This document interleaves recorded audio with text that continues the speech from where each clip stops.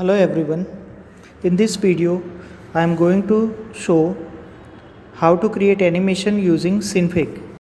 Before that, we are going to learn few basic things about Synfig. So first is we are going to create animation. So what is animation?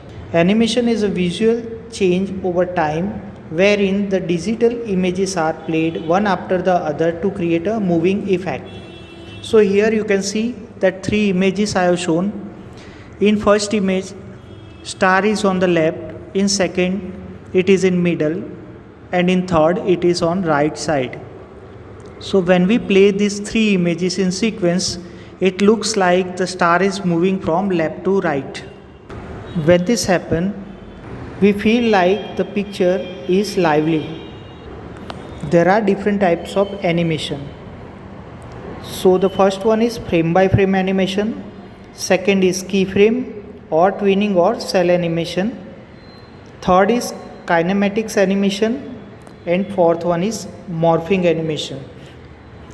We will have a brief idea about each of these type of animation.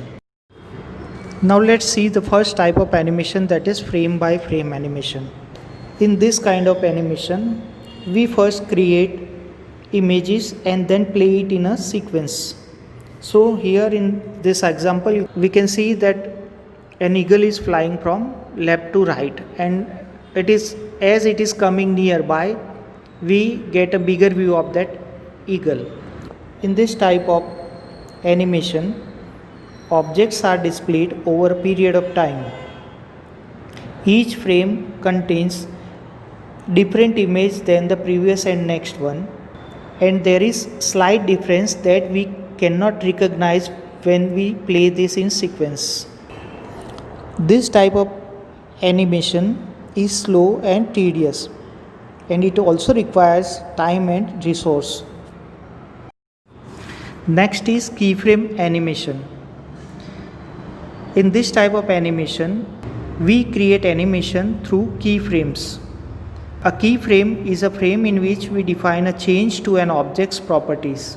Here we define change in the object's property in the start and ending keyframe only, or in between wherever we have inserted keyframe, we are defining properties of the objects. Remaining frames between two successive keyframes takes properties automatically.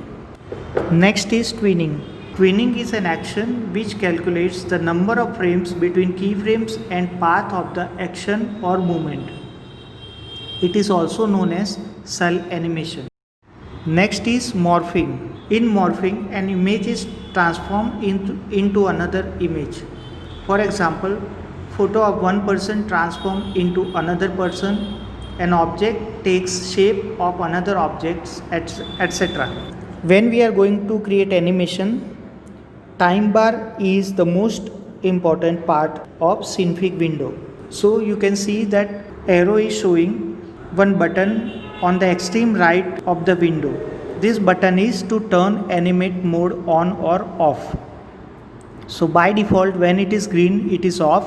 When we click on it, it turns into red color and it indicates that the animation mode is on. Now we can create animation using time bar when this button is on.